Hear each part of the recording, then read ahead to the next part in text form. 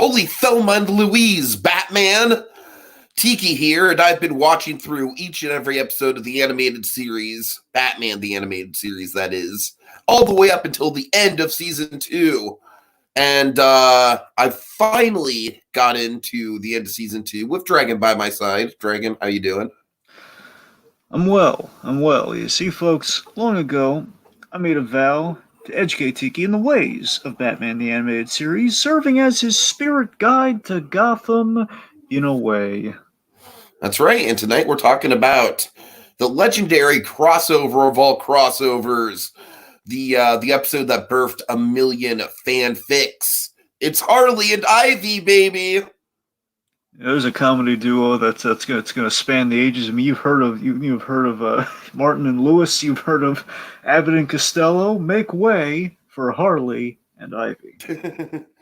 Dragon, I want you to kind of recap the fine people here on the last few episodes of Season 2. In terms of, there were some interesting episodes, but none of them were really, it was kind of a rocky road in this last stretch. You want to recap the folks on some of the more rocky episodes? Well, again, rocky might be a little harsh, but the off-the-beaten-path episode. Yeah. We had the mechanic. That was the previous one. The mechanic was the one I will say was a rocky episode, man. You got to admit. Yeah, but mostly because of bumpy. ACOM striking again, though. If I'm being frank. I mean, no, you're not wrong, but still, it's a bumpy episode, man. It is. You're right. Again, nothing against Earl Cooper, but that episode. Earl Cooper, good concept in a bad episode, honestly. Yep. Well, in a mixed episode for sure. It's 2 episodes. Yeah, point being, you're right. Out of the Season 2, it's not a good one. It's not great. Okay. Then before that, we had Zatanna, which was a treat. Zatanna, that's what I'm talking about, though. Zatanna, it was a good episode, but there's nothing iconic about that episode, even looking at it from critical eyes. It's solid, it's decent, but it's Deanie. Yeah, it is Deanie. It is Deanie. You're right about that. I don't know. And the one before that was Paige and the Crime Doctor, which is a solid one. It was solid, but that's what I'm talking about, Dragon. These are solid episodes.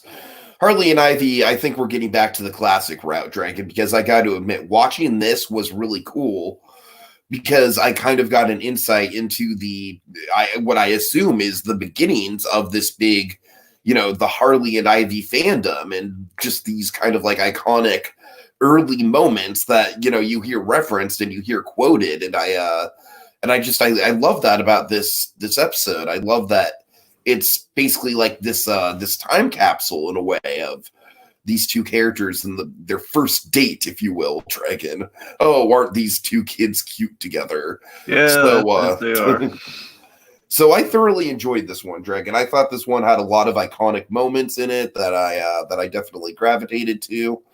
I give this episode a thumbs up. Now, is it the best episode of Season 2? I wouldn't go that far. I probably wouldn't put it in my top 5 of Season 2, but I would probably put it in my top 10. It is a lot of fun. All right. Okay, so a little context. So this was directed by the great Boyd Kirkland, who unfortunately is no longer with us. But again, Boyd Kirkland, fellas, is just one of the all-time greats in terms of directing and kind of fingerprints on kind of some of the great animated shows of our youth. So let's see. So we have Boyd Kirkland, who for the kind of the contextualization for this episode, the kind of stuff he'd been working with before, Pretty Poison, the introduction of Poison Ivy, which I think is such an underrated episode of Batman. Honestly, Pretty Poison's a great episode. Was that the one with the terrifying carnivorous plant? Yes, the very first for you. Yeah. This was one of the first instances of hey kids, let's dive into Tiki's really repressed childhood trauma. So Pretty Poison. So here's one that you really like, Joker's Wild. Joker's Wild was a lot of fun, yeah. And Joker's Favor. So 2 Deanie episodes Boyd Kirkland's worked on there, along with our writer, who, again, we kind of teased it up there. And as you can guess by the Harley Quinn of it all, Paul Dini wrote this episode. Of course, having done Joker's Favor, the introduction of Harley Quinn, and Almost Got Him. Again, kind of and that is interesting. In Almost Got Him, it's an episode where Harley and Ivy appear, but they do not share a scene together. Mm-hmm. That's the first time they're kind of in the same episodes. This is kind of the natural progression. Let's get these two crazy kids together and see what shenanigans will ensue. I smell sitcom. Give it a few years, and we'll actually have that sitcom on DC Universe. But we're getting ahead of ourselves. So, the studio worked on this. Dong Yang, Dongy boy. They came out to play. That they did. Of course, oddly, again, just to kind of show you kind of like in the unity we have with kind of our director or writer in our animation studio, Dong Yang, and worked on Joker's Favor and almost got him. So again, kind of the house studio, the house wine of Batman, if you will. But here's the interesting thing, though. There's a really great kind of ... plus in this case. TMS . Yes. So, not only did Dong Yang work on this, but and this happens sometimes. I don't really report it that often because it hasn't really kind of factored in a huge way. Like since we've done Phantasm, you had Dong Yang and Spectrum. Spectrum kind of you can see a lot of Spectrum, but primarily it's Dong Yang doing it. But Spectrum kind of gilding the lily in a really effective way in Phantasm with the composition of all the memorable shots. Kind of gave you the cinematic kind of boost to the Dong Yang style. That's kind of what they did there. So that's when you have an animation studio who's kind of coming in as like a support, as kind of as a spotter, if you will, the layout guys. It's a layout animation studio. Now we had that here with TMS. Mm-hmm. Now, TMS Tiki is going to be really important going forward. I want to say they begin to appear more in season 3, but then when we do the revamp, that's where TMS really gets the shine. That's where the revamp was done for a reason to allow TMS to really cut loose. And TMS, just to show you the big thing TMS is famous for within Batman early, Feet of Clay, the big Feet of Clay Part 2, the big transformation scene on Clayface. That was TMS's bread and butter for Batman. That was talk about iconic. So the point is, like, TMS, you can kind of see a little bit of it here, like especially towards the latter part of the episode. TMS is all about the little flourishes. And again, basically, the more episode they get, and when they kind of take on the full animation later on in Batman, you get to really see him cut loose, and it gets really cool. Nice. So the point is, some TMS magic kind of sprinkled out throughout the episode there. Okay, so how do we get an episode like this? I'll tell you how. So, Paul Dini, he just kind of casually pitches to, I believe, Alan Burnett. Kind of tends to happen. He just kind of pokes his head in Alan Burnett's office as they kind of had their little kind of, powwows that we've kind of seen kind of artistically rendered in Dark Knight, a True Batman story. Dini pitched like, hey, let's pair up Harley Quinn and let's pair up Harley and Ivy together. And just have him go on a crime spree. Alan Burnett approves, like, thumbs up. You got it, buddy. Let's do that. Yeah. Now, important note. This is before. Now, this is the same, roughly, I think it's the year it's out, honestly. I think it might be the same year it's out, if not a year beforehand. Paul Dini had not seen Thelma and Louise when pitching that idea. Okay, now, here's what happened. Right. So it's serious. It's kind of funny that they realized this in the animation step that, oh, wait a minute. Very similar concept here. Yeah, I believe Dini and Bruce Timm, they went and saw the movie like during the animation stage, like, oh, and like literally like just by happenstance, all like the similar things, like the blowing up the car, the whole, it's just pure accident. But again, good ideas, kind of like. They're lucky they don't have a scene of Harley and Ivy like driving off a cliff to their doom, Dragon. Yeah, they drive off into their. I know, they do drive off. Yeah, you're right. Yep. You're right about that, though. So, of course, one of them being a redhead and a really kind of well-known red addict anyway. So, anyway, so the logic of like why pair these two together? The simple logic for Dini was that, okay, well, we have two female villains, so let's why not pair them together, as well as Harley Quinn. As the way Dini, this is why I love Dini. I love the way his mind works. Like, Harley Quinn is probably the one person, emphasis on person, that even Poison Ivy couldn't dislike. Because classically Poison Ivy, she hates humanity, she loves plants more. Who is the one person in Batman the Animated Series that Poison Ivy couldn't even fully hate? Harley Quinn. Because again, building such kind of a lovable character original to the series. So this is the start of the grand Harley and Ivy kind of escapades. It kind of got a spin-off comic, and then basically they kind of lumped it in when they did the revamp a little bit more. Them together, gave them a history together, and kind of goes from there. We have it now at the Harley Quinn animated show with Lake Bells as Poison Ivy, which is quite great. They're off to the races, and also gave Harley Quinn an out from the Joker, which is a big thing. Like, this is kind of the first time we ever have it put forward that Harley Quinn might want to leave the Joker at some point. So this is where that idea first gets seeded in there. And I will say one more thing about this, Dragon. Recently, we've been hearing rumors of a Birds of Prey 2 potentially being a Harley and Ivy movie. And I'm just going to put out into the universe in the same way that other movies we've kind of compared and contrasted to. This is the benchmark, Dragon. This is what they need to strive for a Harley and Ivy movie. That is true. Yep, I think it's just a little close to this, So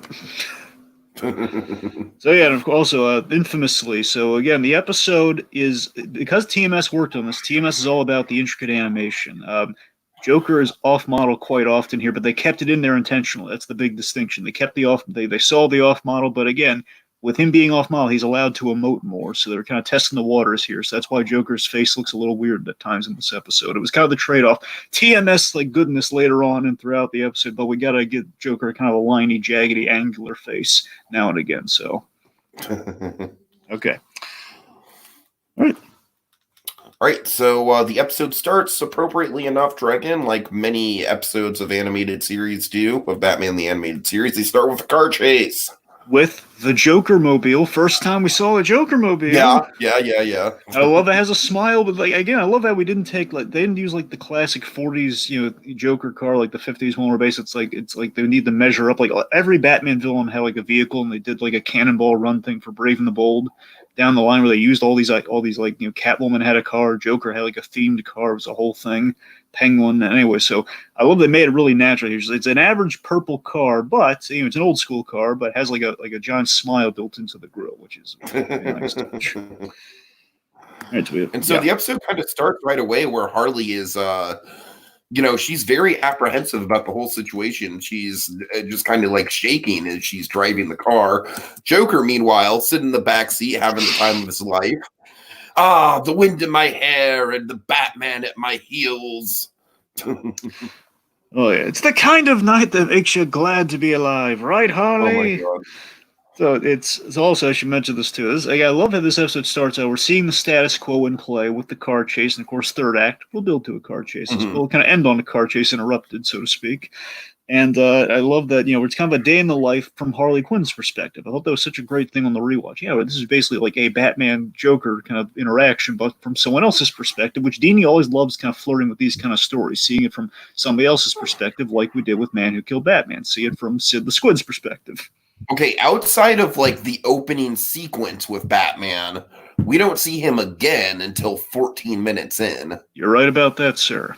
So yeah, it's a lot of character building that Batman's not involved in this episode. And again, a little bit of Man Who Killed Batman. Oh yeah. Oh, you know what's funny? Dini, he revisited this episode after Suicide Squad came out, and he kind of noticed when he saw the movie, because obviously a character creates in the movie, he's going to see Suicide Squad, well, wouldn't he? And he kind of knows, oh man, interesting. A car chase, like a date night between Harley and Joker being chased by the Batman, kind of introduces that relationship in Suicide Squad. I wonder where they got it from. Kind of funny. This is we have like the liney faced Joker now and again, like in scenes like this. It gets really bad when we have like the third act, but I'll save most of that for there. Mm-hmm. You'll notice like a few extra angular lines. Anyway, so Joker's like not listening to Harley here, giving good advice all throughout this car chase. Like, let's listen. Okay, turn here, Harley. He says, but Mr. J, I said turn, woman. And then basically turns like down a hill, like, whoa! And I love he falls in the front seat. Really great staging to it. And there's like TMS touches, I imagine, like him like falling into the front seat, like all these fun touches. Like, who put that hill there? Why didn't you tell me someone put that hill there? And again, also, by the way, we should probably mention this for posterity, so in case anyone's listening. We're seeing some stuff today with Harley and Joker, and especially kind of like Poison Ivy kind of entering the mix within shows like Harley Quinn and the Joker versus the Real World. Oh, yeah. If you guys want to check that out, it's on the Just Giglet channel. Most people subscribe to the channel who watch Animated Batcave probably already know what that is, I imagine, but I would hope so, and the reason I hope they check this episode out is because basically this sort of episode is kind of what gives us kind of that series in a sense. Like this is the kind of stuff where you're watching Harley Quinn Joker. Oh man, it feels so classic. For anyone who's ever wondered, what are they talking about with that? Well, this is what we're talking about. All this sort of banter feels exactly like they're capturing it so well. It sounds just like this Dini dialogue we're talking about right now. It's all this interplay, and it's like the whole like Joker's kind of just not paying Harley much of mind, and just of course Harley's kind of being like the poor, the poor victim in the relationship, but still milking some comedy in Act 1 here. Okay, so turn down a hill. Anyway, so then Joker goes, he's like, "Give me the gun!" She hands him the kind of an '89 inspired gun. Oh God, I love this gag. I love how innocent this gag is, but how many repercussions it has in the actual story of the episode. Oh yeah, so it pulls out the gun about to kind of like shoot the Batmobile, and then it's a bang flag gun, which is just priceless. He didn't mean it to be a bang flag gun in this moment, and just Joker You takes nincompoop. you nincompoop, and just like I mean, tosses it he like through. violently throws the gun like through the windshield. I cracks know. the That's what I'm glass, saying. That's so really. right next to her face. And this is the genius thing we're doing here that eventually we're going to really explore with Mad Love, which of course gives us all the Harley origin and everything. This is like we're just showing. It's still Saturday morning television, so we're not like when we get the new adventures, they get more freedom. That's why we can see handguns, and then we can get away with darker subject matter. But we're infusing it in the episode here. We're just seeing, oh man, your heart goes out to poor Harley. Your Joker just taking out on poor Harley. But when you really think about it, years later, and you look at it, it's like, oh my goodness, look at this cycle of abuse that she's in. This poor girl. Yeah, exactly. And if you're watching the animated series, the first time outside, like him putting like a giant fish head on her and laughing fish, you're really seeing like, oh, guys, this really doesn't. He really is harsh on her. We never. It was under our nose the whole time. We didn't see it. We're culpable. Oh my god. I mean, you know what it is? It is pretty much like victim blaming. It's like Joker. Joker pretty much has Harley under his thumb. She is very much his victim. And in this situation, he's just doing everything he can to make the victim feel even more useless, essentially. You know what I mean? And it's honestly like this is the reason why Harley and Joker is such a captivating dynamic for a lot of people, is that it is pretty on the nose with how real life abusive relationships work. Dragon, without getting into my personal life here. And this is Arlene Sorkin's favorite episode that she ever did is Harley. And again, I imagine this is where a lot of people really fall in love with the character outside her just kind of being fun in the episodes up to this point. So yeah, I imagine. I'm sure this was a turning point for the Harley Quinn fandom. I'm sure it was. This is where it turns from like into love. If I'm just kind of economize it like such. All right. Or to put it in Hey Arnold terms, we like Harley. Yes, that's even better. Okay. Okay, so tosses the gun to the windshield, and then Batman, he uses the awesome a grappling hook built into the Batmobile, kind of wrapping around the bumper of the Joker mobile here, and he's just literally just kind of trying to make he's trying to weigh the car down so it stops, and then Harley says, "Fine, keep it," and then she just hits this button. I guess of course the Joker mobile would do something like this. It the back part of the car just kind of drops off. It's gonna detaches and slams again. This is TMS animation here. You can tell me he's a little bit slams into the Batmobile and takes it into the basically almost heaves it off a bridge and oh god, it's awesome. All right. Okay, so let's see. Okay, so next, and Batman's just saying as Joker's getting away here, next time, clown. And again, it's the mark of Paul Dini here. Less Batman for a reason, because we're not going to see Batman till around Act 3. So yeah, so we're not going to see Batman for the next roughly 11 minutes, I want to say. Yeah, roughly, yeah. We see him at the end of, he's at the end of Act 3. On my rewatch, I was kind of trying to mathematically time that whole thing out. He's at the end of Act 2, essentially. All right. Okay, so we're at the abandoned Laugh City, essentially an old comedy club that Joker was kind of I love this location, by the way. I love Joker hiding out in an abandoned comedy club. It's just very classic, classic seedy underground Gotham City. I don't know. There's just something nostalgic about it. Oh, I hear you. All right, so Joker's ranting and complaining to his henchmen. Again, this is another kind of abuse thing here too. Where basically, it's the abuser kind of complaining about the old ball and oh, chain, you better so believe it. Yeah, this is very spot on. Absolutely. Yeah. It's kind of like putting the victim sort of up on show for oh, look how much of a victim this victim is being victim. Sure. Yeah, a little more jazzed up than that, but yes. Right. But. So, Joker's ranting at the henchmen about by the way, the henchmen being Rocco and Henshaw. Nice classic henchman names. Yep, complaining about Harley screwed everything up, and Harley, she's feeding the hyenas. Again, we're starting to get the hyenas in there more. It's the second time they've appeared after, Man Who Killed Batman, after they there's a running thing with hyenas in Survivor this season that I won't bore you with the details with, but let me just throw that out there as a thing that's currently going on. So you got the lions and you got the hyenas. I'm going to be a lion and I'm going to strike against the hyenas. All right, that's Okay. it. That's All right. all Okay. my Cody Vlachos love for the evening. Anyways, Gotcha. Okay, so Harley's feeding the hyenas. She's feeding old Bud and Lou. And let's see. So then Harley, and this is okay. This is a classic scene. Again, this gives us this scene. I would argue this moment that happens here is basically what gave Deanie the light bulb for Mad Love down the line. This is like a huge moment for like that origin where Joker's biggest pet peeve with Harley's in the scene where Harley Quinn says, "That was funny when you shooting the bang flag. You shot the bang flag and some real gun at Batman." And I love the way the shot is composed, where it's like you see just Joker's hand so perfectly. And again, we're getting away with so much on Saturday morning, but again, we're communicating so much without sacrificing any of the content here. Where you see Joker's hands really tensing up as the henchmen are laughing. You see Harley in the frames, a perfectly composed shot.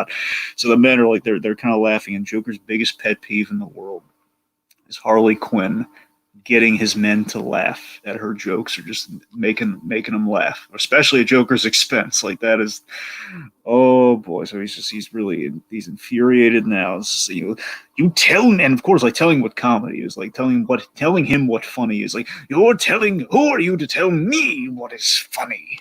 And he pins her to a wall. Really intimidating stuff here. Tell me, when have you contributed any worthwhile idea to this gang? And again, she makes the point, well, yeah, I got us away from the Batman. Of course, again, Joker, kind of the victim blaming thing here, where he's just trying to, totally. Huzzah! Give the kid a medal. She does one. The kid gets lucky, and she give her a medal. She wants. Yeah, Dragon. Like I said, I can't emphasize enough how on the nose this actually is. It really is very, very accurate. And again, that's Deanie being an excellent writer, there, kids. He is. All right, so of course, then Joker's very sardonically saying, "Oh, if you think you could, why don't you run the gang? We'd all do much. You'd be much better than the whole gang put together with the idea process here." It's just, maybe. And of course, this gets a chuckle from the henchman. Of course, like, yeah, maybe not. So, of course, the henchman loves screwball comedy, which Harley Quinn's all about the screwball comedy, kind of the Judy Holliday kind of element of it all there, which is kind of the hallmark of the character. They're chuckling, which again is not helping the situation. Again, Joker just so he's like, of course, this is a thing. He's a runner, by the way. I do this a couple times in the animated series where he gets so ticked off at her when something like this happens, where he just she gets on his nerves. He literally kicks her out of the house off screen. He kicks her out of the lair. Again, they can't show it, but again, it's implied he literally kicked her on her rump onto the street. And Joker tosses her out. And Harley, again, this is where your heart is a perfect moment for Harley Quinn. She's like, she vows to, I'll show you. I'll pull a heist, and then I'll be laughing at you. And then she'll she'll laugh at him, and so she'll show him, and then she takes a few steps. I miss him already. Oh God, that right there, that beat is so perfect. That's what I'm talking about with this episode, man. This episode really doesn't shy away from just just really getting into. I mean, it's funny. That was a funny moment for sure. It fits with Harley, but at the same time, it kind of mirrors the end of the episode, which is also funny but tragic.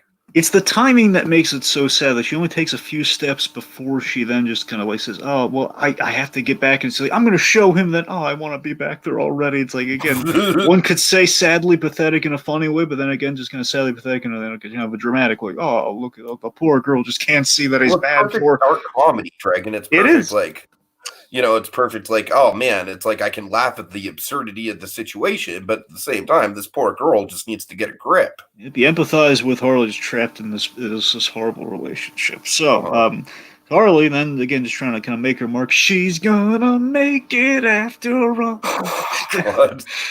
So, sorry, I gotta get the Mary Tyler Moore in there any way I can. Anyway, so Harley's trying to nab a Harley Quinn diamond at the museum. Again, Harley Quinn for a reason, folks. It means more than just, like the whole, kind of the glutton for punishment kind of gesture. Also, diamond. So, she's going for the diamond at the museum to show Mr. J, how that she can pull a heist on her own, how worthwhile she is, and so she sees the diamond there, and he'll plot. So when I give it to him, no, I'll keep it for myself. Maybe. And again, it's the animation. The animation's flawless. So, and again, this is the great facial Almost a animation. pure from Ega quality. Yes, yes, and again, I love it. Again, she's so well animated here too. Just kind of the cutesy animation on Harley with like kind of seeing the thought process communicated to the character. Really good stuff there. So again very skillfully, and we see kind of her acrobatic skills at play here. Again, Harley trained acrobat in college. That was kind of her. Well, I mean, psychology was sort of the major, but also again, she did Olympics in school. That was kind of anyway. I'm drifting off here. Point being. So she's in the middle of the heist. She's done the acrobatics all through the laser grid, and she's using a little glass cutter. Again, very smart on Harley. And we're seeing Harley. She's got some brains. She's got some ideas. She had the good instincts during the car chase. Harley, she might be able to make it on her own. But then the alarm goes off, and she turns around, and it's Ivy. Ivy just set off all the alarms again. If we learn anything about Poison Ivy, she ain't no Catwoman, folks. I hate to tell you, she ain't no Catwoman. She's not gonna. Yeah, this episode really does. Like, I'm loving the I don't know, Greg. I'm not trying to say this in an SJW kind of way, but I'm loving the diversity of the female characters. It's like we've got Harley as this kind of like over the top personality who's also like the face of abuse. We've got Selena Kyle, who's probably the most like strong, independent woman, but we like that about her, and she's not a cliche strong, independent woman. She's just the most capable. And then we've got Ivy, who's out there in her own world, and she's very intelligent in some ways, but also very sloppy in other ways. Again, because that lack of humanity, yeah. Yeah. So I'm really starting to appreciate the nuance of these different villains, especially these iterations of them. Certainly.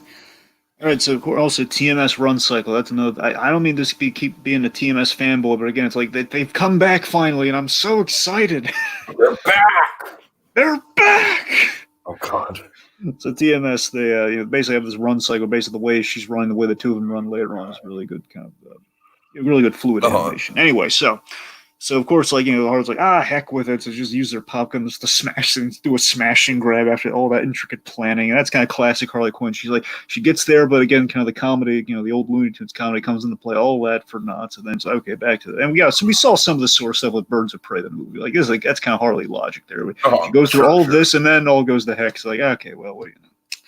All right, so to avoid the okay, so let's see. To avoid the GC, now they're avoiding the GCPD together. It's kind of their unconventional meet and greet here. So they properly meet each other. This is like, hey, wait a minute, I know you. You're the what are you trying to do? Get caught? You mean you might as well shine the bat signal in the sky? Says, I didn't plan on getting caught. And says, wait a minute, I know you. You're that plant lady, Poison Oaky, Ivy, Poison Ivy. And then we get kind of an iconic moment here that Just Giggle It has recreated in, Harley Quinn. Nice to meet ya. Pleased to meet ya. Pleased to meet ya. I love that. Love that. Speaking of our diverse female characters, Tiki, again, we talk about it a lot. We've seen her a couple times, but again, just the kind of like a really well-placed version for her in a Harley Quinn kind of centric episode. Renee Montoya's in this one, and the proper Montoya for a change. God, dude, like all this. Why can't we get one live action version of Montoya that's actually on the money with the character? I know.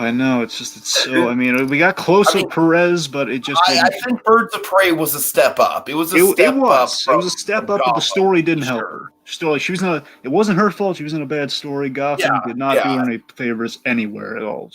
Gotham did not help.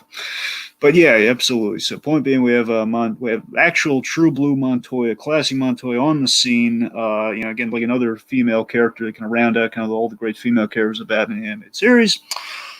Just doing her job, kind of cop on the scene there, again, kind of the punching bag for our characters here. But she'll get hers in the end. Don't get me wrong. Montoya is going to come out on top. I have a good feeling about that kid. So. Harley gets the idea of how we're going to get out of this. Like, wait a minute. Again, Harley having a good idea in the moment here, having good instincts in the moment here, where it's she's, hey, what are you stealing? Oh, they're plant toxins, ancient plant toxins that are kept. It's in the museum, by the way, at the Gotham National History Museum, I believe. So she basically takes like a jar of kind of some plant toxin and basically uses it. Shoves it into the pop gun and kind of fires it, kind of create a little toxic smoke screen for the cops, and so they run and shove poor Montoya. make their escape. Again, a little setup for the rivalry with Montoya, being kind of in the the highwaymen of the Bonnie and Clyde relationship that's about to be forged, I suppose. Right, yeah. And the two, it's basically the two right away in. Oh, I love this. Rosebud. Ivy has behind like a. Yeah. I love the hedge cover. That was my favorite. I love that she's like hides the car with like this kind of this looks like a bunch of hedges. If you put it on top of the car, like removes it and reveals Rosebud, the pink car. And again, folks, coincidence with Thelma and Louise, pure coincidence.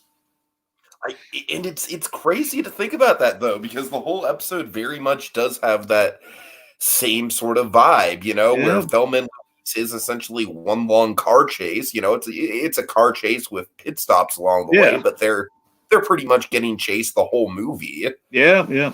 So okay, so anyway, so they're off, and Ivy they're high fiving each other. Yeah, we got away. And of course, Ivy says the classic Casablanca line.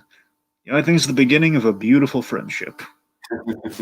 Ivy's made a friend. It was. It absolutely was. I think it's nice to see Ivy make a friend instead of trying to kill old boyfriends like Harvey did. It's kind of nice to see her kind of get out there. He makes a friend. Yeah. All right. Okay, so we're at Paradise Meadows. Basically, it's this kind of 50s-esque kind of housing project that was, contaminated by toxic waste dumping. So it's very much kind of this a literal toxic dumping ground that no one can inhabit. It's basically classic Gotham. Gotham's always, despite Bruce Wayne trying to make a difference, sometimes folks, the wheels of progress get really gunked up, and they're just going to, literally by toxic waste in this case. And it's just going to slow down. It's like, this place is supposed to be fixed up, but it's taken forever because it's Gotham City. So perfect. Again, Paul Dini has a kingship with the hiding places. Comedy club for the Joker, toxic waste done for Ivy that only she can survive in. It just makes a lot of sense. And also speaks to not only Gotham City but also Ivy's mission. She's all about preventing this sort of stuff. So it's really the perfect place that kind of epitomizes her as a character, and she can only survive in because of her immunity, which we established in Almost Got Him. She has an immune. Again, she's becoming slowly more plant-like. She probably injected herself with the things she's injecting Harley with, built up kind of immunity. Oh, I didn't even really think about that. Do you think that this stuff she's injecting herself with is ultimately what's going to turn her green dragon? Is that what it's implying? Well, here's the thing. In my head canon, I was always like, chemically she did something to herself, and basically she's been on a track of making herself more plant to the point where they do the green skin Ivy, but they never acknowledge how it happened. That was always my head canon. But actually, I did research for this Tiki, for this episode. I found something I never knew before, and it really blew my mind. Okay. So in this scene, of course, what's happening is, Ivy, again, traditionally, as we were mentioning, become more plant-like, and again, more plant than human by the end is kind of the arc of the character. But two, she's giving Harley an injection so she, can survive in this more than 10 minutes, survive in, this toxic waste dump and be all right. It basically gives her kind of a booster shot that she's given herself. And of course, Harley, very much like a kid, kicking her feet and everything. I hate shots. I hate shots. Dragon, I think you and I are on the same page. We're very much in agreement here. We also hate shots. Yes, I also hate shots. Yes, I can't stand them. Yes, I can get my blood. I could get blood tests pretty easily, but shots are a different story. For me, now it's the reverse. I've gotten used to the shots, but I can't take the removal. That's the thing. I don't know. I don't. Let's not talk about removal. But okay. Anyway, right now, point being, getting back. All right, here's the big thing I learned. Okay, so apparently this is very intentional by Paul Dini. I had no idea it was. I thought it was like a headcanon thing, but so Harley gets the booster shot, which again is kind of the stuff Ivy has. And what this shot did for Harley, again, this is intended to boost her immunity. And what it ended up doing as well is it gave her kind of an energy boost and a durability. Basically, this gives her kind of like a cartoon character durability. And this is why later on, as the DCAU goes on, you'll see Harley making these giant, like John Woo leaps into the air. When she's remember, she's on the pogo stick and everything in the World's Finest thing. Like she can take. Yeah. Huh. So this is really cool, and it's so wonderfully. Actually took the time to build continuity around that. So basically, and this is going to play into a big thing here, where this is why Harley can take the big dramatic falls that she takes later on. This is how she can survive a fall that would kill an ordinary person at times. This is so we have now a built-in logic. That's why she's a little more. She was already athletic, already a trained actor. Pretty much already kind of a gymnastic from school. And now that's why she can jump a little higher into the air. It's why she's, again, kind of the cartoon logic for the screwball comic character. She can go a little further, she can take a little bit more damage, and again, importantly, she can take a fall, and that's going to come into play in Mad Love. I'll say that much. Anyway. So again, it all fits in really nicely. It's kind of a little fun fact that Dini did have in mind from the beginning, which I had no idea about, which it makes me even more impressed with the man. I didn't even know that was possible. So, okay, so after the booster shot gag, it was like, if you think living with Mr. J, I'd be used to a little pain. Yeah. So Ivy's asking the big questions here, asking the big freeing questions. Why do you put up with that clown? Which, again, given that he's an actual clown, makes that line even funnier. But again, valid question. Everyone who's ever had a family member in an abusive relationship has also asked that exact same question. Yes. So of course, Harley is defendant of her pudding. Mr. J's rough. He's rough sometimes, but he loves me, really. That's the thing about this episode, Dragon, is like we said before, it's comical how much Harley's devoted to her, to Joker. I mean, it's funny in a way, but at the same time, the episode is it's frustrating in a good way. You know what I mean? It really gets us into the headspace of Ivy of like, come on, just snap out of it. You're your own person. I don't know. It's really fun in terms of just just getting us into that frustrated headspace. Oh yeah, again, flirting with some big themes, and again, we see the delusion within the domestic abuse victim. So it's all good stuff. We're doing all good stuff here. Oh yeah. All right, so Ivy is then calling Harley out as, this is great Dini dialogue here. So Ivy's calling Harley out, and you're just a forgiving doormat. If you had a middle name, it'd be Welcome. I like that line. I know, that's what I'm saying. That's Dini, man. Yes. Yeah.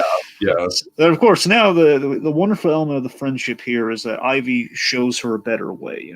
That's the really great thing about this friendship. Ivy's just trying to show her, look, there's a better way. You don't have to be like a ball and chain for this guy. Go out on your own, see what you can do. Be self-sufficient. Of course, the Harley animated show we have now is very much kind of building upon these themes. This is almost. So crazy because this episode is almost like a weird 30 years earlier pilot for the Harley animated show, Dragon. It's so trippy. In essence, yeah.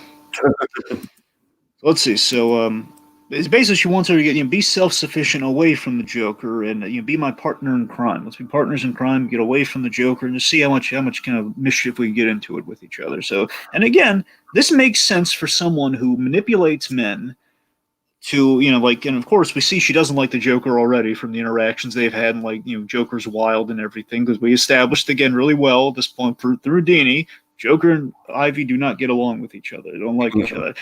Pammy, what would the kids think? If you hold my hand, I'll slug you. That whole, oh my God. That whole run.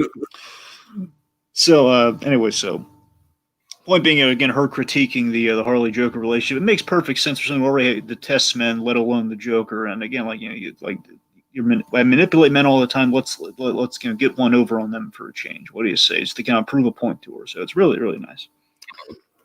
Okay, so we're at the Gotham Men's Club.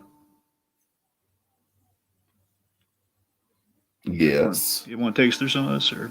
Oh yeah, sure. Sorry. Okay, so we're at the Gotham Men's Club. There's a guy giving a big speech, and Ivy interrupts it. A woman here, outrageous. See here, young lady, is this some kind of joke? And anyways, Ivy just walks right up to the chairman. The joke's on you, chairman. You see, you call this a men's club. Now I ask you, what kind of adventurers refuse to admit women? And then, oh God, Dragon, just all these 1940s style movies. Oh, women, what does she know? Ah, blah, blah, blah, blah, blah. See, here's the thing. Ivy does have a point, especially where she does have a point. She does. But again, I do have to point out that I even have in my notes a little social commentary here. Social commentary, but I do feel compelled to point that. Yes, she's right. Still, though, men's club, that's why women aren't in the club, because it's called, it shouldn't be that way, but again, men's club, that's why they're not there. But again, she's doing it for the crime of it all. So she's doing it to make a statement, obviously, which is Ivy's MO. So no gripes. I'm just saying, well, yeah, men's club, but that's why. Anyway, So, Harley's dispersing with these little seed pod things, which again, Ivy, seed pods being spread around the place, never a good sign. It's like you're going to hightail it out of there. So, Harley gets her first real taste of excitement as basically the men become tangled in vines from these seed pods, just kind of explode and kind of tangle them up, and like the girls raid the trophy room. They're stealing from the chauvinistic, I guess. Girls loot your trophy room. Yeah. Gee, Red, you got style. And then I love Ivy's comeback, just like, this is true. There's the dynamic for you. She's calling her Red now, which is great. And again, it's the most enduring runner with Harley and Ivy. Always calls her Red. Oh yeah. Red and Harl. All right. Okay, let's see. All right, so then we get a montage, Dragon. Someone call the Breaking Bad crew. Yes, but not just that. It's a 40s montage. We're spinning a newspaper. It's classic. Oh, God. Do you think Better Call Saul would one day do a newspaper spinning montage? Well, if you're, again, the end of the first season got ambitious with the montages, so I wouldn't put it past them. I don't know. All right. So, we see various headlines like Lethal Ladies Storm Gotham. Rare plants stolen, and a big one, new queens of crime, and of course, again, knowing Joker's title, the Clown Prince of Crime, that's going to ruffle some feathers. So we cut back to the apartment. Harley has shed her Harlequin getup. She's now just kind of sitting in the kitchen with her blonde hair and her pajamas. Well, men's shirts too. That's kind of a neat little, very Thelma and Louise. They're both wearing kind of men's shirts and nothing else. But so fun. I love the fridge gag. We see all the newspaper headlines being clipped out. Like they made such a little home in this '50s toxic waste dump. They've, like they're clipping all the headlines. There's a fun little drawing that Harley made of Catwoman on the fridge. Like Catwoman, ha ha ha. It's like a stick drawing. It's hysterical. And I love the magnet. I love the anti-Batman magnet. They hang the whole Queens of Crime thing. Now I picture these. I picture these two as like a combined Elodie Young, and then Catwoman is the Gal Gadot. Pretty much, yeah. There's an Electra thing I got to tell you about, but not. Oh dear! Oh God! Okay. All right. Let's see. So Harley and Ivy, they're hanging out. They're hanging out about to have dinner. What'd you make, Red? So very green dinner, mind you, because it's Poison Ivy. Steamed chard and beet juice, and of course Harley kind of construes this leafy amalgam into the Joker's face. Oh God! Still pining for Mr. J, classic screwball kind of like Looney Tunes type stuff. He's looking at it like, it turns into the face of the man she loves. So Ivy, she right. That made into the Joker faces very Looney Tunes. That's a good point. Exactly. So Ivy just like stabs the food, practically saying, "I can't believe you still miss him." And of course, like I think at this point, like she's mocking, "Oh, Mr. J, oh, would you wise up, Harley?" And that is the good commentary of the episode, Dragon. It really is just kind of like we want to see Harley get out of this relationship. We want to see her succeed on her own with Ivy, but there's definitely a lot of roadblocks along the way, and that's what I like about this episode. It isn't just like Harley and Ivy kicking ass; it's the struggle to get out from Joker's thumb. Yeah, and Ivy, Harley's just saying, "I wish I knew that. I just wish I knew that he missed me." And again, that's all she wants in life. I just want to know that he even misses me. So transition to what is Joker up to, and this is a Mark Hamill for the win here, folks. Oh my goodness, this is so funny. So the mundanity with the Joker. The transition to the Joker, he's kind of in his own way missing. He's missing Harley in his own way. So we have this hilarious thing of the Joker is in such this uber mundane situation. He can't find his socks. He's walking around in his boxers. I love how like when you see him in the tank top, he's actually got some muscle to him. He does. And again, it's before they thin him down for the new adventures, which sometimes you get a thin Joker like a Joaquin Phoenix Joker. Sometimes you get a more muscular Joker, and sometimes you get kind of a doughy one like a Jack Nicholson. So it is what it is. But this, again, I prefer this kind of muscular Joker because again, he makes sense. You go toe to toe with Batman. Yeah. Well, it's a little Frank Miller-esque. I don't know. So, anyways, he's going on about where are my socks? I can't find my socks. Rocco, I just love he's pleading to one of his henchmen. It's Rocco. The place is a mess. No one's fed the hyenas. Of course, they snap at him. They snapped at me. No one's fed the hyenas. I can't find my socks. Where's Harley? You canned her, boss. Don't you remember? She's always come back before. Again, the cycle continues, folks. He's always come back before. And says, basically the men give him the newspaper. Of course, the newspaper has the new queens of crime. I love that we don't see it, but we just cut to the outside. We hear Joker screaming, and the sign falls. The scream so loudly, the sign falls. Cut to a siren. Great transitions in this episode, Dragon. That's one of the big strengths here. That's some Kirkland magic right there. Oh yeah. All right. Okay, let's see. So then, que mala suerte as Montoya is yet again foiled by Harley and Ivy getting away. And Ivy shoots Montoya's tire with their awesome crossbow launcher. I love her little crossbow wrist launcher thing.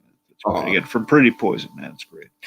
So, que mala suerte, which by the way translates to what bad luck. So, anyway, so we have this full circle link up. So as the car again, full circle link up with the car chase continuing here, and again, basically we're seeing the car chase done right. So again, if someone is in the car listening to Harley behind the wheel, good things happen. Versus what happens when Joker's in the car with her. They get away from their pursuers, and Harley's. I remember I went on car chases like this with Mr. J. And, it's like Ivy just can't catch a break. She sees the potential in Harley, but it's just a losing battle here, Dragon. As the episode goes on, it just becomes more and more of a losing battle.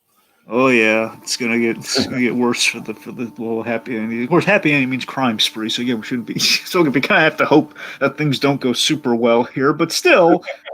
Again, it's a complicated maelstrom of emotions. You know what? That's one of the things I like about the episode, though, is that you are kind of rooting for these crazy kids to pull off this heist, Absolutely. So change the record, Harl. What are you gonna do? Say play victim the rest of your life? And again, very, very valid, very accurate. You're going to be some wacko's victim for the rest of your life. So then, of course, they reach the stop line. Again, this is pretty much a film of the way scene. But again, this is like too late in the game before they can do anything about it. So they're at the stoplight. We have these three idiots, which, by the way, are modeled after, I want to say, Bruce Timm, Eric Radomski, and God, I forget who the third one's modeled after. So the point being, Bruce and Kevin Conroy, I think, does the voice of the Bruce Timm one in this scene. The one who goes, "Ooga," I'm pretty sure it's Kevin Conroy. So we have these three young hotshots in their car here. They see again kind of like these two very picturesque, Lynn Mailer-esque designed women. Little deep cut reference there. Lynn Mailer taught Bruce Timm how to draw women the way he does. Of course, he's now built a business out of the way he draws women, which again, very nicely. So they're hitting on him and says, and Ivy Diane Pershing, I love her as Ivy so much. And as the way Lake Bell's she's an even better, I don't know if I could say an even better Ivy, but she's also really good in the Harley Quinn animated show. But again, Diane Pershing was the Ivy before that. So saying, didn't your mommies ever tell you it's not the way to get a woman's attention? What do they say, Tiki? I'm sorry, Dre. I don't have it written down. I'm sorry. What are you gonna do? Spank us? Oh God, right. That's right. Very very PG-13 of them. Yeah, and they're demonstrating it too. And of course, without his Harley a follow up, it might have been a different scene. So it's like, that's right, pigs. And here's the paddle. And this is what I love about Harley Quinn. This, of course, classic, kind of classic Looney Tunes element here. She pulls out a giant, but with an edge, pulls out a bazooka, and essentially bazookas their cars. They at the end. If it were in the comics, perhaps they wouldn't have gotten out of the car. But again, Saturday morning, they jump, they frantically run out of the car. Boom! Car blows up. And Ivy just win some points back with Ivy. You know what? There may be hope for you yet. And then, Dragon, 14 minutes and 30 seconds into the episode, the Bat makes his second appearance. Dun, dun, dun, dun. And I really love how they have a slow build to Batman entering the episode again. And like I said, it's fun because we spend so much time with Harley and Ivy that we're rooting for these crazy kids to do whatever the hell they want to do. And then Batman almost kind of acts as like, dare I say, not the antagonist of the episode, but certainly as an obstacle. You know what I mean? It's very interesting, the dynamic there. Absolutely. All right. And again, kind of we're challenging the main relationships with the other We're kind of challenging all sorts of relationships here because classically you have kind of the Batman Joker ever kind of going 80-year relationship. Like, Batman's going to go after the Joker and vice versa. He's going to cause crimes to get Batman out of the thing. And of course, Ivy's presenting a new option to get Harley out of the mix between those two going to war with each other daily. Right. So of course, Batman's on the scene. He uses a little scraping tool from his belt to take a sample of the tire tread, and then we go to the Batcave. So a little bit exposition here with the a little bit exposition here about Batman basically found the soil sample. Basically, this is how he knows where they're held up at. So he found the soil sample from the tire tread, which he kind of traced to, but it's like a toxic soil, which could be linked to like a toxic waste dump that was kind of from a condemned place. You'll notice there is an animation error in this scene. Batman's typing on no keyboard. I did notice that there is some wonky animation going on. Here's the funny thing I heard about this. So that apparently when these episodes would come in sometimes, even with the best animation studios, sometimes, like an even harder device, the bat symbol goes in and out and reverses the colors or something like that. And again, the reason for that is there are tight deadlines. So they get really close to the wire sometimes, and they have like intricate episodes like this, animation-wise. And sometimes they fix these things on the second airings, but again, the ones they go with for the DVD releases and the Blu-rays usually are the first airing. So that's kind of what happened there. So it's sometimes that's how you get like a little like really glary like he's typing on no keyboard. How do we leave that in? Well, it's either that or we get rid of the hair flip later. All right, we'll leave it in. All right. And so Batman has some great Alfred dialogue here saying, Booking a date for the weekend, sir. Yeah, between Ivy and Harley, yeah. Of course, Batman tells him about the soil analysis, basically means toxic waste dump, and Alfred recommends the old toxin filtration helmet. Oh, this is a really cool design, by the way. This little anti-toxin helmet that he puts on. I have in my notes Alfred getting topical. Yeah. Oh, and now you took it somewhere, but yeah. Don't leave the house without your mask, sir. Yeah. Anyway. I'm sorry. All right. Okay. So, Harley. So Harley secretly calls, and again, this to me, I think, is a big thing of the episode. It's a class, and this is what makes like a true blue Batman episode here too. Is that, and at the end of the day, the Batman's rogues gallery, they're never going to be able to to outwit their own obsessions. Mm-hmm. Harley's obsession, her undoing every time at the end of the day is going to be her devotion to the Joker. She just can't get away from, or even like in the Harley animated series, in some certain respects, can't get from out under his shadow. So whether it's him or his shadow, or like all the damage that's been done, it's always like she can't divorce herself from the Joker, hard as she tries sometimes. Mm-hmm. So Harley secretly calls Joker. Just can't stay away, and we have this really hilarious split screen gag. And again, this is Dini said this once, and it's the most brilliant thing I think he said about the Harley Joker relationship is that deep down, truth of the matter is Joker does care about Harley, and like the only way he can get like in the deepest like little shrivel up heart that he has, like the smallest thing you call a heart, he does care about Harley Quinn. But he'll never admit it. He can't stand her when she's around. But he hates being without her. It's a no-win battle. Like he can't and what burns him even more is that she's doing better than him. Yeah, it's Joker's ego. Joker, he hates it. But he hates more so that she's upstaging him. He hates it when people upstage him or get the laugh. So it's a little bit of that. It's mostly, and maybe a part of it's that he cares. Mostly, it's like she proved him right. She's proved him wrong. She's doing it upright, stealing his thunder, his press, and getting his adulations. And he just can't stand it. So Harley calls. How does this call go? Well, first of all, she says, "Hi, Puddin', you still angry with me?" And angry with me? And Joker instantly just presses a button to trace the call right off the bat. Let's see. Joker's just like, honey, baby, pumpkin pie. You know I can't hold a grudge. And then, he asks where she is. She says with a friend. She can't talk, but wanted to let him know that she was okay. And then Ivy comes in the door. She says, oops, gotta go. See you soon. Sooner than you think. I love that during this conversation, he's looking at himself in the mirror. So again, very much always cares about himself, even when measuring the Harley relationship. Distracted with himself, like playing kissy face in the mirror. Oh God. which is just the egomaniac that is the Joker. It's great. So see you soon. Of course, like sooner than you think. All right, so. As one man we have one call on the phone here, and of course the other man of the episode of the two men, Batman crashes through the window. And again, he's being polite about that. He's just in the neighborhood, evening, ladies, playtime's over. The crime spree's over. Mm-hmm. So Ivy, again, just kind of walking around, and she tosses a plant, a mutated plant, as her plants tend to be. He tosses it at Batman's feet, entangles him in vines, and basically then they knock him out. Look, Batman, all dressed up and no place to go.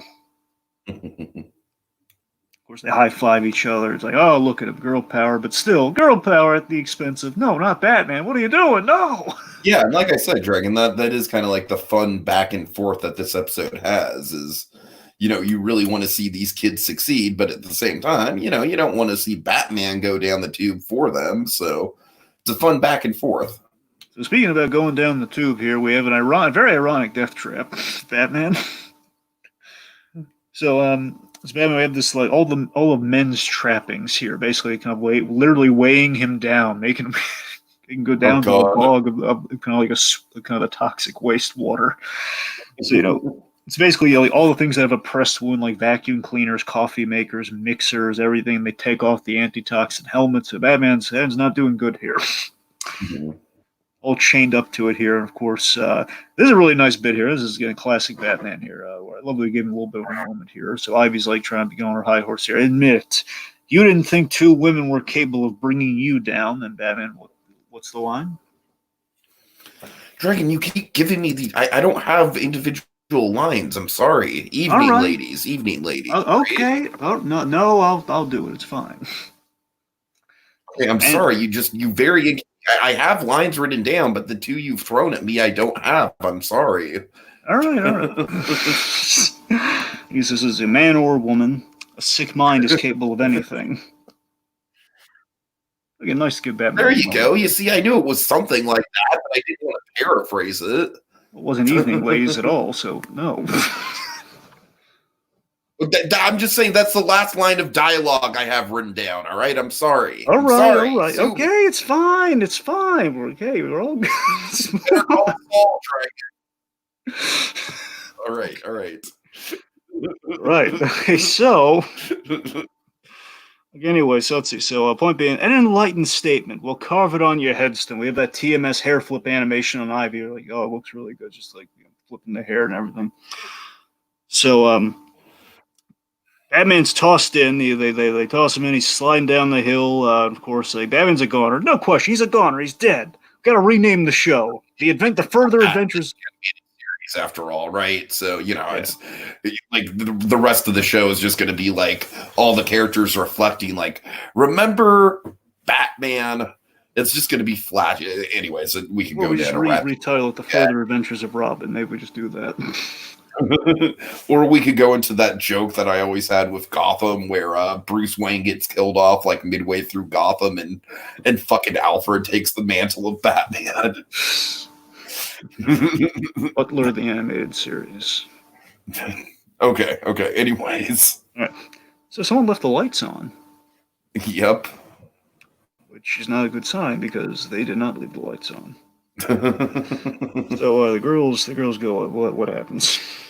The girls go back into the apartment. Joker and his band of merry thugs are waiting for them. Puddin', you were out, so we just made ourselves at home. Hope you don't mind. And then, Harley, very frustrating, she jumps right into his arms. You found me. God. I mean, by the way, self-esteem. All right, so all Joker throughout this whole scene, this is the most off-model he is in the whole episode. Oh, I know. It's like, what the hell is up with it, Dragon? Oh, God. Okay, so the problem is, like, okay, a couple things. So one, they made his chin, they gave him a giant chin, like his head's really off. It's like a Leto chin, Dragon. It's like a Leto chin. They gave him a big chin, and of course the line. Basically, the thing he's been fighting the whole episode are all the lines on the face, and they're doing that for the to give him expressions, but still keeping that consistent. Again, that's why you don't see too many. They try to avoid the lines in animation because you have that problem. And also the hat that he's wearing. It's not like it's too small on his head. So there's a lot wrong. It's just right. God. Anyway, so of course we have again. It's a necessary evil because look at Ivy moving around in that chair, man. He sits on the chair, kind of like cool kid in school style. Kind of like the way she kind of leans on the chair and like is sitting all tough guy-esque. Yeah, telling the henchmen that you guys we're in a toxic waste dump, which means unless you have immunity like I do, you got 10 minutes. Well, she doesn't talk up the immunity, but essentially you got 10 minutes before you guys are gonna become really sick. Mm-hmm. And then of course, the henchmen, of course, it's just her getting in their heads, or they're actually feeling this way. It's probably been 10 minutes. Boss, I feel sick. Boss, hold it in, Rocco. That kind of reminds me of the Emperor's New Groove gag. Hey, I got turned into a cow. Can I go home? You're confused. Anyone else? No, we're good. One of the great movies, Emperor's New Groove. I just love how Yzma is like instantly accepting of like, oh, well, he did get turned into a cow. He's probably got stuff to sort out. All right, I'll give him the day off. Oh, yeah. Joker's very unsympathetic, opposed to Yzma there. Hold it in, Rocco. So let's see. So I'm just here to collect what's mine. Anyways, he looks like he's going to lovingly reach for Harley, and of course, going for her purse full of all the stuff they've stolen. Right.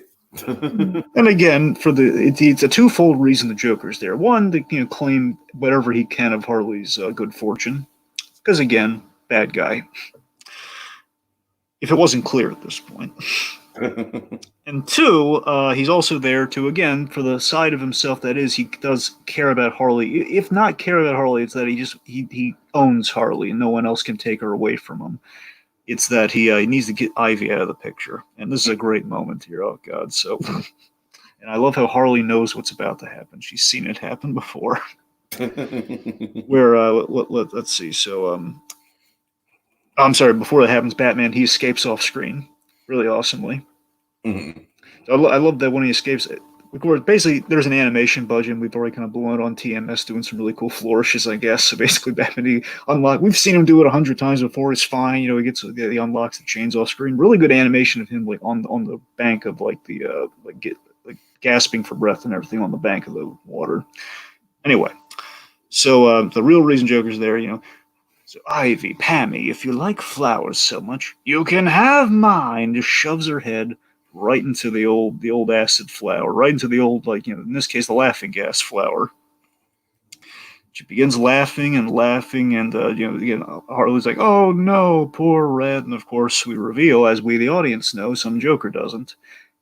Ivy's got immunity. Toxins and chemicals do not work on her, and she just kicks Joker right in the laughing bells. Now, if this were Mask of the Phantasm or later in the animated series, she'd be dead because that'd be an acid flower. They can't get away with that on Saturday morning. Can't push her into an acid flower. So what happens? Get him!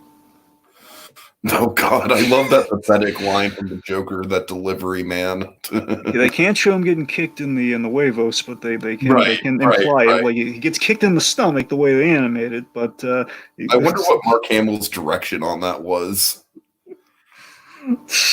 Like, all right, Mark, I want you to imagine getting kicked in the nards, Mark. That's your motivation. Yep. Get him.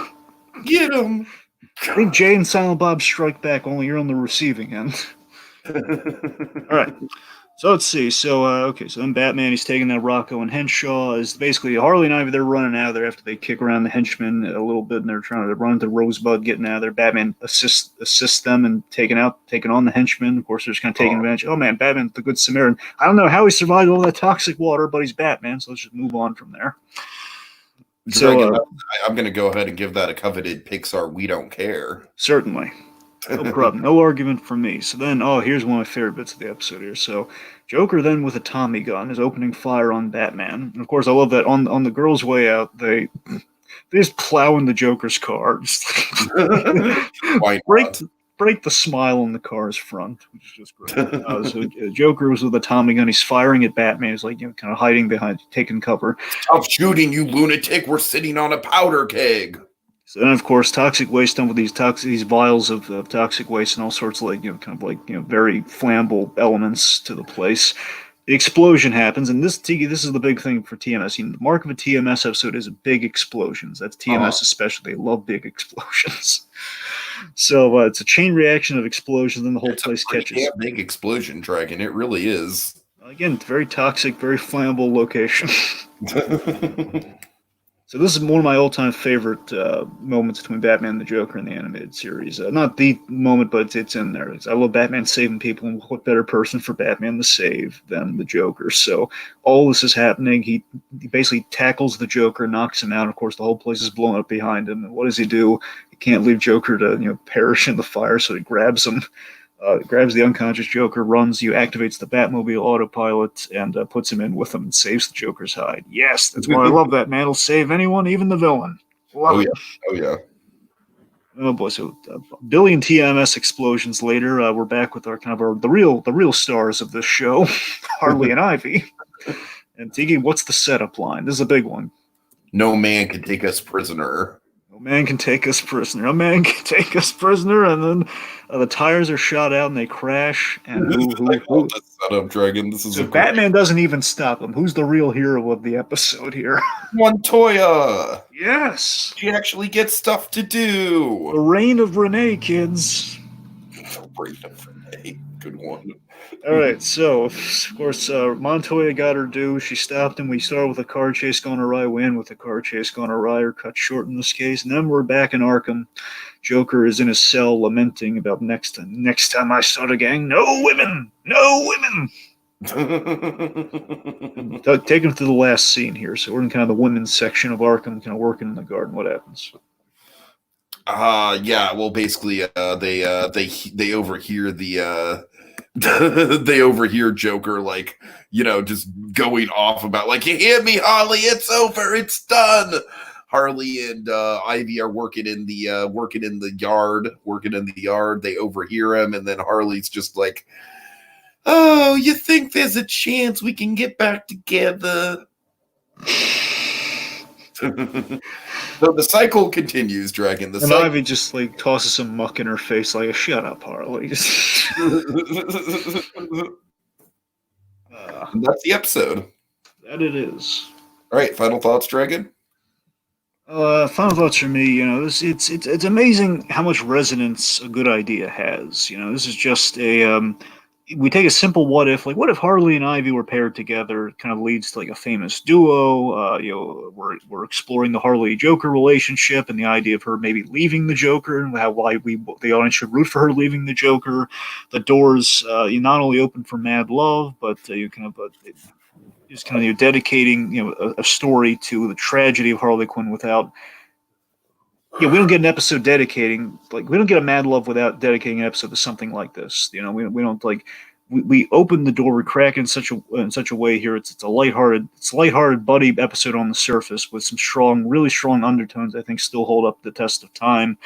That builds Harley up more as a character. Of course, the series the lesson of the episode, as I said earlier, Batman foes obsessions will always be their undoings, and we do that here, but we give it real legs and real empathy with the character of Harley Quinn, the fun of her and Ivy. Dini, yet again, the man crafts an episode where we hit our story marks so well with Batman barely being in the episode. How does he do it, folks? It's a magic trick, maybe by Zatanna. Who knows? I'm impressed by this one. It's one for the books. Yeah, this one is filled with iconic moments, quotable lines. It definitely gets in there, like you said, Dragon. It's a stepping stone to stuff like Mad Love. Very much kind of an interesting progression, and all these years later, the ripple effects of this one episode are felt all throughout the Batman fandom, and people just are just gaga over the Ivy and Harley partnership.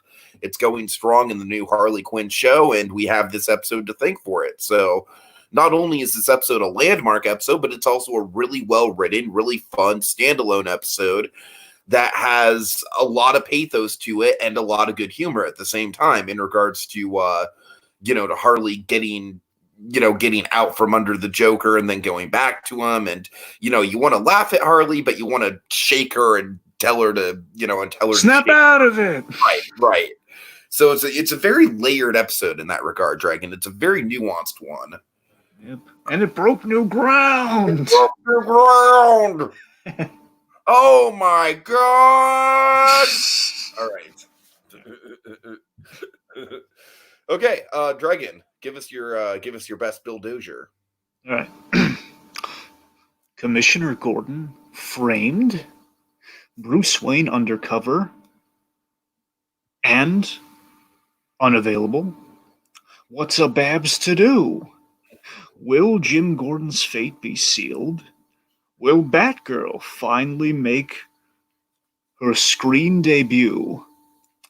Tune in next time and find out. Same animated bat times, same animated bat place. On the next visit to the animated Batcave with Shadow of the Bat, Part 1. You still angry with me?